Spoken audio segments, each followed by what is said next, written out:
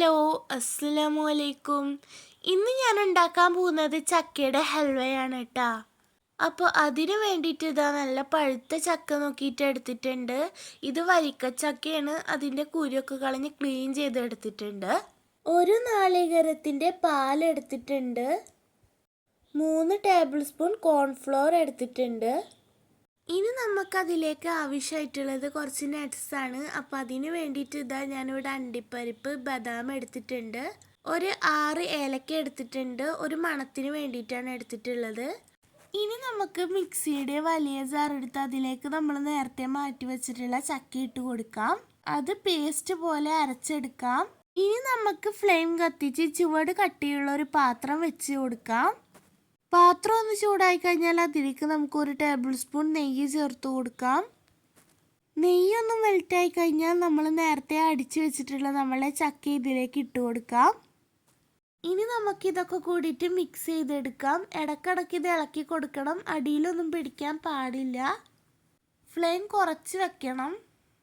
നമ്മുടെ ഈ ചക്കയിലത്തെ വെള്ളമൊക്കെ ഒന്ന് വറ്റി വരണ വരെ നമുക്ക് ഇത് നന്നായിട്ടൊന്ന് കുറുക്കിയെടുക്കാം.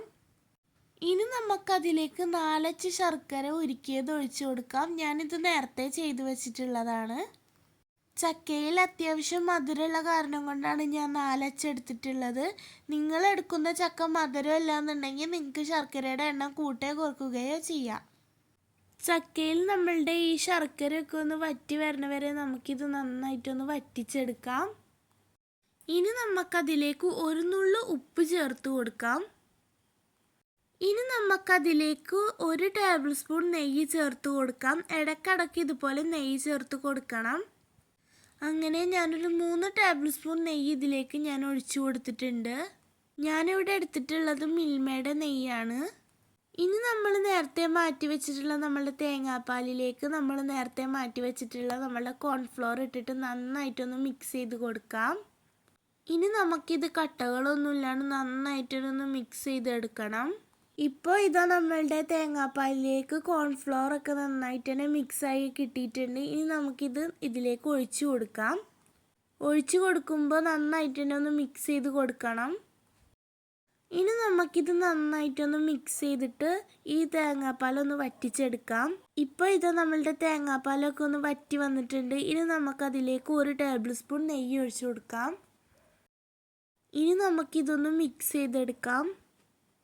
ഇനി നമുക്കിതിലേക്ക് കുറച്ച് വെളുത്ത എള്ള് ഞാൻ വിതറി കൊടുക്കുന്നുണ്ട്. നിങ്ങൾക്ക് വേണമെങ്കിൽ ചേർത്ത് കൊടുത്താൽ മതി. എൻ്റെ കയ്യിലുള്ള കാരണം കൊണ്ട് ഞാനിത് ചേർത്ത് കൊടുത്തിട്ടുണ്ട്. ഇനി നമുക്കിതിലേക്ക് നമ്മൾ നേരത്തെ മാറ്റി വെച്ചിട്ടുള്ള നമ്മളുടെ നട്ട്സ് ഒന്ന് ക്രഷ് ചെയ്തിട്ട് ഇതിലേക്ക് ചേർത്ത് കൊടുക്കാം. ഇനി ഇതൊക്കെ കൂടിയിട്ട് നന്നായിട്ടൊന്ന് മിക്സ് ചെയ്തെടുക്കാം. ഇനി നമുക്ക് നേരത്തെ മാറ്റി വെച്ചിട്ടുള്ള ഏലക്ക ഇതിലേക്ക് ചതച്ചിട്ട് കൊടുക്കാം. ഇനി നമ്മളുടെ തേങ്ങാപ്പാലും ശർക്കരയും ഒക്കെ നന്നായിട്ടൊന്ന് വറ്റിച്ചെടുക്കാം. ഇപ്പോൾ ഇതാ നമ്മളുടെ ശർക്കരയും തേങ്ങാപ്പാലും ഒക്കെ ഇവിടെ വറ്റി വന്നിട്ടുണ്ട്. നമ്മുടെ ചക്കയൊക്കെ വെന്ത് വന്നിട്ടുണ്ട്. ഇനി നമുക്കിത് ഇറക്കി വെക്കാം. ഇറക്കി വെച്ച ഉടനെ തന്നെ നമുക്കിത് സെറ്റാക്കി എടുക്കണം. അപ്പോൾ അതിന് വേണ്ടിയിട്ട് ഞാൻ നേരത്തെ തന്നെ ഒരു കേക്ക് ബേക്ക് ചെയ്യണ ഒരു പാത്രത്തിലേക്ക് കുറച്ച് നെയ്യും കുറച്ച് എള്ളും ഇട്ട് വെച്ചിട്ടുണ്ട്. ഇനി നമുക്കിതിലേക്ക് നമ്മളുടെ ഹൽവ ഇട്ട് കൊടുത്തിട്ട് നമുക്കിതൊരു 2 മണിക്കൂർ സെറ്റാൻ വെക്കുക.